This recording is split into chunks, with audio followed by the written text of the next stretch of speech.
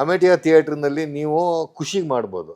ಒಂದು ಪಾಯಿಂಟ್ ಆದಮೇಲೆ ನಿಮಗೆ ಅರ್ನಿಂಗ್ಸ್ ಏನು ಮಾಡ್ತೀರಾ? ಶಂಕರ್ನಾಗ್ ನಾಟಕ ಮಾಡಿದ್ರೆ ಟಿಕೆಟ್ಗಳೇ ಸಿಗ್ತಿರ್ಲಿಲ್ಲ, ಅಷ್ಟು ರಶ್ ಇರೋದು. ನಾನೇ ಕೌಂಟರ್ಲಿ ಕೂರ್ತಾ ಇದ್ದೆ ಟಿಕೆಟ್ ಮಾರೋದಕ್ಕೆ. ಓಕೆ. ಕಲಾವಿದನಾಗಿ ನಾನು ಪ್ರೊಫೆಷನಲ್ ಆಗದೆ ಇದ್ರೆ ಬದುಕೋದು ಕಷ್ಟ ಆಗುತ್ತೆ. ನಾನು ಯಳಂದೂರು ಅಂತ, ಯಳಂದೂರು ಚಾಮರಾಜನಗರ ಜಿಲ್ಲೆ. ಆ ಟೆಂಟ್ ಹಿಂದ್ಗಡೆ ಹರಿದೋಗಿರೋದು, ಉಲ್ಟಾ ನೋಡ್ತಿದ್ವಿ. ನಮಸ್ಕಾರ ಮಾಡು ಅಂತ ಹೋಗಿ ನಮಸ್ಕಾರ ತಡೆದ್ಬಿಟ್ರು ಅಣ್ಣವರು. ಪಕ್ಕದಲ್ಲಿ ಕೂರಿಸ್ಕೊಂಡು ಅಣ್ಣವ್ರಿಗೆ ಚೆನ್ನಾಗಿ ಅಣ್ಣವ್ರು ಹೇಳಿದ್ರು, ಕೈ ತೊಳ್ಕೊಂಡು ಬಾಪ ಇರ್ತೀನಿ ಅಂತ. ತಿಳ್ಕೊಳ್ಳೋ ಆಸಕ್ತಿ ಅಂದ್ರೆ ಏನು ಓದಿದ್ದೀರಾ ನೀವು, ವಿಚಾರಗಳು ತಿಳ್ಕೊಳ್ಳೋ ಆಸಕ್ತಿ ಅಪ್ಪಗೂ ಇತ್ತು ತುಂಬ. ಅದು ಆ ಜನ ತುಂಬಾ ಸೇರ್ಬಿಟ್ಟಿದ್ರು. ಸಡನ್ ಆಗಿ ಅಣ್ಣವರು ಆ ಕಡೆ ಹೋಗ್ಬೇಕಾಗಿತ್ತು, ಕಿಟಕಿ ಇಲ್ಲೇ ಇತ್ತು, ಹಿಂಗೆ ಕೆಳಗೆ ಕೂತ್ಕೊಂಡು ಹಿಂಗೆ ಮಂಡಿಲಿ ಹಿಂಗೆ ಹೋಗ್ತಾ ಇದ್ರು.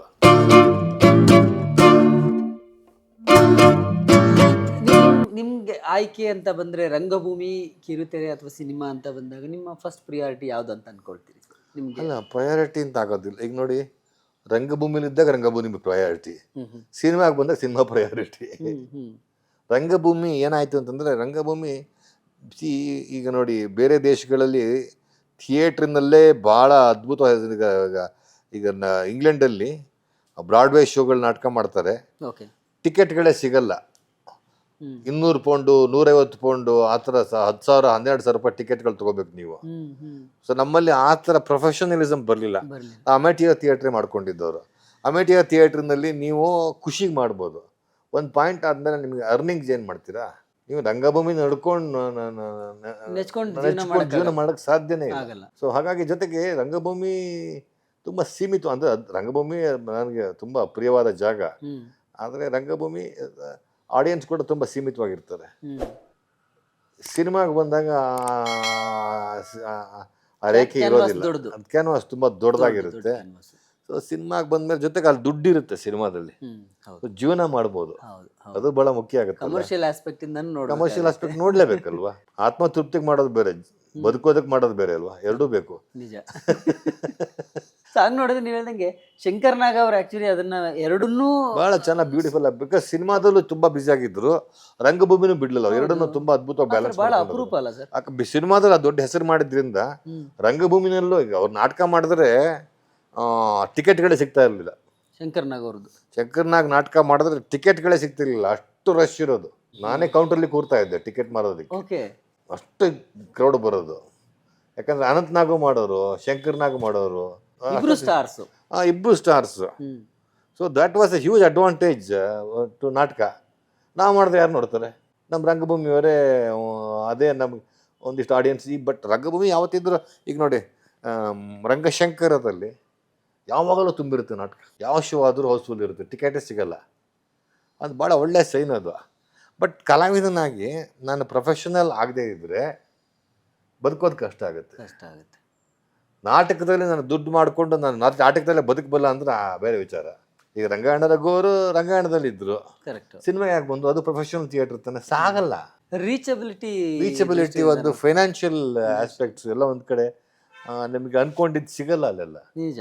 ಅದು ಸಂಬಳ ನಂಬ್ಕೊಂಡು ಜೀವನ ಮಾಡೋಕ್ಕಾಗಲ್ಲ ಅಲ್ಲೆಲ್ಲ. ಸೊ ಆಚೆ ಬಂದೇ ಬರ್ತಾರೆ ಎಲ್ಲರೂ. ನೀನಾಸಮಿಂದ 2 ಜನ ಕಲಾವಿದರು ಬಂದಿದ್ದಾರೆ. ಈಗಂತೂ ನಾಟಕಕ್ಕಿಂತ ಕಿರುತ್ತಾರೆ. ನೀವು ನಾಟಕ 100 ಶೋ ಮಾಡಿದ್ರು ಅದೊಂದು ಸೀರಿಯಲಲ್ಲಿ ಆ್ಯಕ್ಟ್ ಮಾಡಿದ್ರೆ ಇಡೀ ಕರ್ನಾಟಕ ಗೊತ್ತಾಗ್ಬಿಡ್ತೀರ. ಹೌದು. ಇವತ್ತು ಸಿನಿಮಾಗಿಂತ ಪಾಪ್ಯುಲರ್ ಮೀಡಿಯಂ ಯಾವುದಾದ್ರೂ ಇದ್ರೆ ಅದು ಆ್ಯಕ್ಚುಲಿ ಟಿವಿನೇ, ಡೆಫಿನೆಟ್ಲಿ ಅಲ್ಲ. ಸೊ ನೀವು ಏನೇ ಅಂದ್ಕೊಂಡ್ರು ರೆಕಗ್ನಿಷನ್ ಭಾಳ ಮುಖ್ಯ ಆಗುತ್ತಲ್ವ? Can I make a living out of this profession? Can I do it? ನನ್ನ ಆಗುತ್ತಾ? ಮಾಡಬೇಕು. ನಂಗೆ ಬೇಕದು. ನಾನು ಕೆಲಸ ಎಲ್ಲ ಬಿಟ್ಬಿಟ್ಟು ನಾನು ನಾಟಕ ಮಾಡ್ಕೊಂಡು ಕೂತ್ಕೊಂಡು ಊಟ ಯಾರಾಗ್ತಾರೆ? ನನಗೆ ನಾಟಕದ ಬಗ್ಗೆ ಅಪಾರವಾದ ಪ್ರೀತಿ ಇದೆ. ಬಟ್ ಆದರೆ ಜೀವನ ಹೆಂಗೆ ಮಾಡ್ತೀರಾ?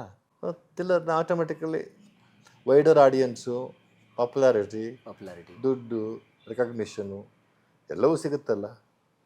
ಟೆಂಪ್ಟೇಷನ್ ತಾನೆ ಅದು ಮನುಷ್ಯನಿಗೆ. And very healthy temptation. ಹೌದು, ಅದು ಇಂಪಾರ್ಟೆಂಟ್.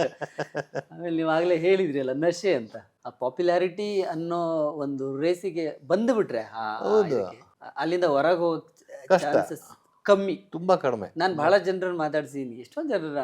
ಅದ್ರಲ್ಲಿ ಬಹುತೇಕರು ಹೇಳಿದಂದ್ರೆ ಒಂದು ಸಲ ಅನ್ಎಕ್ಸ್ಪೆಕ್ಟೆಡ್ ಆಗಿ ಬಂದವರು ಕೂಡ, ಈಗ ನಿಮ್ಮ ಹಾಗೇನು ನೀವು ಹೇಳಿದ್ರಿ, ನಿರೀಕ್ಷಿತವಾಗಿ ಅನಿರೀಕ್ಷಿತ ಬಂದಿದ್ದು ಅಂತ. ಅನಿರೀಕ್ಷಿತ ನನಗೆ ಅನ್ಕೊಂಡೇ ಇಲ್ಲ, ನಾನು ಸಿನಿಮಾ ಆಕ್ಟರ್ ಆಗ್ತೀನಿ ಅಂತೆಲ್ಲ ದೇವರಾಗ ಅನ್ಕೊಂಡಿರಲಿಲ್ಲ. ಆಕ್ಚುಲಿ ನೀವು ಹುಟ್ಟಿ ಬೆಳೆದಿದ್ದು ನಾನು ಯಳಂದೂರು ಅಂತ, ಹೇಳಂದೂರು ಇದ್ರಲ್ಲಿ. ಚಾಮರಾಜನಗರ ಜಿಲ್ಲೆ.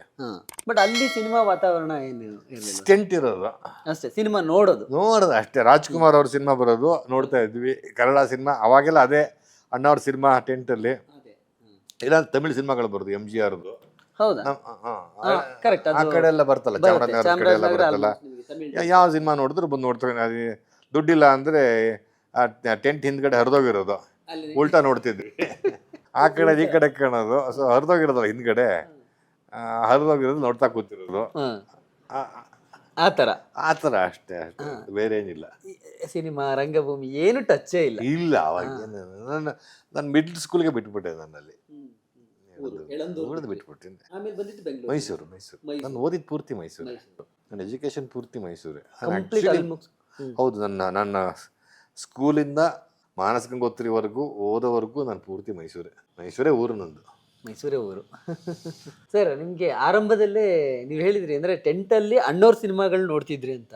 ಸಿನಿಮಾ ರಂಗಕ್ಕೆ ಬಂದ ಆರಂಭದ ದಿನಗಳಲ್ಲಿ ನಿಮಗೆ ಬಹುಶಃ ಅಣ್ಣವ್ರ ಒಡನಾಟ ಸಿಕ್ತು ಅಂತ ನನಗೆ ಅನಿಸುತ್ತೆ. ಯಾಕಂದ್ರೆ ಸಂಯುಕ್ತ ಸಿನಿಮಾ ಮಾಡ್ತೀರಿ ಅವ್ರದ್ದು. ಹೌದು ಸಿಕ್ತು. ಅದೊಂದು ಹೇಗೆ ಅಣ್ಣವ್ರ ಅವತ್ತಿಗೆ ಆಲ್ರೆಡಿ ಅವರು ಬಹುತೇಕ ಸಿನಿಮಾ ಮಾಡ್ತಿರ್ಲಿಲ್ಲ ಅಣ್ಣವರು. ಅವ್ರಿಗೊಂದು ನಂಗೆ ಚೆನ್ನಾಗಿ ಜ್ಞಾಪಕ ಇದೆ. ನಾನು ಸಂಯುಕ್ತ ಮಾಡ್ತಿರ್ಬೇಕಾದ್ರೆ ಸದಾಶಿವ ನಗರದಲ್ಲಿ ವೀಣಾ ಅಂತ ಒಂದು ಹುಡುಗಿ ಆ್ಯಕ್ಟ್ ಮಾಡ್ತಿತ್ತು ಅದರಲ್ಲಿ, ಸಂಯುಕ್ತ ಸಿನಿಮಾದಲ್ಲಿ. ಅವ್ರ ಮನೆಯಲ್ಲಿ ಶೂಟಿಂಗ್ ಮಾಡ್ತಾ ಇದ್ವಿ. ಆಗ ಅಣ್ಣವ್ರು ಬಂದರು. ನಾನು ಬೇರೆ ಥರದ ಒಂದು ಅಟ್ಮಾಸ್ಫಿಯರಿಂದ ಬಂದವನು. ನನಗೆ ಕಾಲ್ಮುಟ್ಟು ನಮಸ್ಕಾರ ಮಾಡಬೇಕು ಅದೆಲ್ಲ ಗೊತ್ತಿರಲಿಲ್ಲ. ನನಗೆ ಮಾಡೋದ್ರಲ್ಲಿ ಯಾವ ತಪ್ಪು ಇರ್ತಿರ್ಲಿಲ್ಲ, ಯಾಕೆಂದರೆ ಅವ್ರಿಗೆ ಕಾಲ್ಮುಟ್ಟು ನಮಸ್ಕಾರ ಮಾಡಿದ್ರೆ ಅದು ದೊಡ್ಡ ಕೆಲಸನೇ. ಆ್ಯಕ್ಚುಲ್ ಆಗಿ ನಮಗೆಲ್ಲ ಇದು ದೊಡ್ಡ ಬ್ಲೆಸ್ಸಿಂಗ್ ಅಲ್ವಾ, ನಮ್ಗೆ ಗೊತ್ತಿರಲಿಲ್ಲ ಅದೆಲ್ಲ. ಹಾಗೆಲ್ಲ ಸ್ವಲ್ಪ ಅವಾಗ ತಾನೇ ನಾನು ಆಚೆ ಬಂದವನು. ಜೊತೆಗೆ ನಾನು ಸ್ವಲ್ಪ ಇಂಗ್ಲೀಷ್ ಈ ಕಡೆಯಿಂದನೇ ಬಂದವನು. ನಾನು ಇಂಗ್ಲೀಷ್ ಥಿಯೇಟರು ಆ ಬ್ಯಾಕ್ಗ್ರೌಂಡು ನನ್ನ ಫ್ರೆಂಡ್ ಸರ್ಕಲ್ ಎಲ್ಲ ಹಾಗೇ ಇತ್ತು. ಸೊ ಅದರಿಂದ ನನಗಿನ್ನೂ ಈ ಥರದ ನುವಾನ್ಸಸ್ಗಳೆಲ್ಲ ಗೊತ್ತಿರಲಿಲ್ಲ. ಆಮೇಲೆ ಚೆನ್ನಣ್ಣ ರಾಜ್ಕುಮಾರ್ ಅವ್ರ ಜೊತೆ ಅವ್ರ ಫ್ಯಾಮಿಲಿ ನಮಸ್ಕಾರ ಮಾಡು ಅಂತ ಹೋಗಿ ನಮಸ್ಕಾರ ತಡೆದ್ಬಿಟ್ರು ಅಣ್ಣವರು. ಪಕ್ಕದಲ್ಲಿ ಕೂರಿಸ್ಕೊಂಡು, ಅವತ್ತೇ ನಾನು ನೋಡಿದ್ದು ಪಕ್ಕದಲ್ಲಿ ಕೂತ್ಕೊಂಡು ಅಣ್ಣವ್ರು ನೋಡಿದ್ದು ನಾನು. ಅಂದ್ರೆ ನಾನು ಯಾವಾಗ ನೋಡಿದ್ದೆ ಅಂದ್ರೆ ಅದಕ್ಕೆ ಮುಂಚೆ ನಮ್ಮ ಊರಲ್ಲಿ ಬಂದಾಗ ಯಳಂದೂರು ಕಡೆ ಗಾಜನೂರ್ಗೆ ಹೋಗೋರು. ನಮ್ಗೆ ಯಳಂದೂರಿಂದ ಹೋಗೋರು. ಗಾಜನೂರ್ ಹತ್ರ ನಮ್ಮೂರು. ಎಷ್ಟು ದೂರ ಸರ್ ಅಲ್ಲಿಂದ ಏನೋ ಒಂದು 40 ಕಿಲೋಮೀಟರ್ ಇರಬೇಕು ಗಾಜನೂರು. ಶಿವಣ್ಣನು ಈಗಲೂ ಹೋಗ್ತಾನೆ. ಶಿವಣ್ಣ ಅವ್ರು ಹೋದಾಗ ಕೆಲವು ಸರಿ ಫೋನ್ ಮಾಡ್ತಾರೆ, ನಿಮ್ಮ ಊರಿಗೆ ದಾಟ್ತಾ ಇದ್ದೀನಿ, ಖಾತೆ ಕೊಡಿಸ್ತಾರೆ ಅಂತ ತಮಾಷೆ ಮಾಡ್ತಾರೆ ಶಿವಣ್ಣ ಈಗಲೂ. ಅಲ್ಲಿ ಒಂದು ಹಣ್ಣು ತಗೊಳಕ್ಕೆ ನಿಲ್ಸಿದ್ರು ಯಳಂದೂರಿನಲ್ಲಿ. ಆವಾಗ ನಾವೆಲ್ಲ ಚಿಕ್ಕವ್ರು ತುಂಬಾ. ನಾವೆಲ್ಲ ಈ ದಚ್ಚಿಪರ ಆಡ್ತಾ ಇದ್ವಿ ಕೂತ್ಕೊಂಡು. ಈಗ ಆಟ ಆಡ್ತಾರೆ ಗೊತ್ತಾ, ಚೌಕಾಬಾರ ಆಡ್ತಾ ಕೂತಿದ್ವಿ. ಯಾರೋ ಹೇಳಿದ್ರು ಅಣ್ಣವ್ರು ಬರ್ತಿದ್ದಾರೆ ಅಂತ. ನಾನು ಒಂದ್ ಕೈಯಲ್ಲಿ ಊಟ ಮಾಡ್ಕೊಂಡು ಇನ್ನೊಂದ್ ಕೈಯಲ್ಲಿ ಎಡಗೈನಲ್ಲಿ ಆಡ್ತಾ ಇದ್ದೆ. ನಾನು ಅಣ್ಣವ್ರು ಬಂದ್ರು ಅಂದ ತಕ್ಷಣ ಕೈ ತೊಳ್ಕೊಳ್ಳದೆ ಓಡೋಗ್ಬಿಟ್ಟೆ ನೋಡಕ್ಕೆ. ಹೋಗಿ ನಿಂತ್ಕೊಂಡಿದ್ದೆ, ಕೈ ಇಟ್ಕೊಂಡು ಚಿಕ್ಕವ್ ನಿಂತ್ಕೊಂಡಿದ್ದೆ. ಅಣ್ಣವ್ರಿಗೆ ಚೆನ್ನಾಗಿ ಅಣ್ಣವ್ರು ಹೇಳಿದ್ರು, ಕೈ ತೊಳ್ಕೊಂಡು ಬಾಪ ಇರ್ತೀನಿ ಅಂತ. ನಾನು ನೋಡ್ಬಿಟ್ಟು ಅವಾಗ ನಾನು ಅವಾದ್ಮೇಲೆ ಇವೆಲ್ಲ ಮಾಡಿದ್ದು. ಅವಾಗಿಂದ ಒಡನಾಟ ತುಂಬಾನೇ ಆಯ್ತು. ತುಂಬಾ ಸಿನಿಮಾ ಮಾಡಿದೆ ಅವ್ರ ಕಂಪ್ನಿಯಲ್ಲಿ. ಅದೊಂಥರ ನಮ್ಗೆಲ್ಲ ಬ್ಲೆಸ್ಸಿಂಗ್. ಅವಾಗಲೇನು ಹೇಳ್ತಿದ್ರಿ ಸರ್, ಪಕ್ಕದಲ್ಲಿ ಕೂರಿಸ್ಕೊಂಡು ಏನು ಪಕ್ಕದಲ್ಲಿ ಕೂತ್ಕೊಂಡು ಅಂದ್ರೆ ಅವರು ನಾನು ಓದಿದ್ದೀನಿ ಅಂತ ಅವ್ರಿಗೆ. ನೀವು ಓದಿದ್ದೀರಾ? ನಾನು ಓದಿದ್ದೀನಿ, ಓದಿಲ್ಲ ಆ ಭಾವನೆ ಬಂದಿಲ್ಲ ಅವ್ರಿಗೆ. ಯಾಕಂದ್ರೆ ನಾವು ಎಲ್ಲರಿಗಿಂತ ತುಂಬಾ ದೊಡ್ಡ ಮನುಷ್ಯ. ಅವ್ರು ಓದಿಲ್ದೇ ಇರ್ಬೋದು, ಅಲ್ಲ ಅಂದ್ರೆ ಅವ್ರು ಓದೋದ್ರ ಬಗ್ಗೆ ತಿಳ್ಕೊಳ್ಳೋ ಆಸಕ್ತಿ ಇರೋದು. ಕಡಿಮೆ ಅಂತ ಯಾವತ್ತೂ ಅಲ್ಲ. ಅವ್ರು ತಿಳ್ಕೊಳ್ಳೋ ಆಸಕ್ತಿ ಅಂದ್ರೆ ಏನ್ ಓದಿದ್ದೀರಾ ನೀವು, ವಿಚಾರಗಳು ತಿಳ್ಕೊಳ್ಳೋ ಆಸಕ್ತಿ. ಅಪ್ಪುಗೂ ಇತ್ತು ತುಂಬಾ ಅದು. ಅಪ್ಪುವರೆಗೂ ತುಂಬ, ಅಪ್ಪನು ಇದನ್ನೇ ಕೇಳೋರು ಯಾವಲ್ಲ, ಸರ್ ಏನಾರು ಹೇಳಿ ಸರ್ ನೀವು, ಆ ಥರ ಒಂಥರ. ಸೊ ಮಾತಾಡ್ತಾ ಕೂತಿದ್ವಿ. ಜನ ತುಂಬ ಸೇರ್ಬಿಟ್ಟಿದ್ರು. ಸಡನ್ನಾಗಿ ಅಣ್ಣವರು ಆ ಕಡೆ ಹೋಗ್ಬೇಕಾಗಿತ್ತು, ಕಿಟಕಿ ಇಲ್ಲೇ ಇತ್ತು. ಹಿಂಗೆ ಕೆಳಗೆ ಕೂತ್ಕೊಂಡು ಹಿಂಗೆ ಮಂಡಿಯಲ್ಲಿ ಹಿಂಗೆ ಹೋಗ್ತಾ ಇದ್ರು.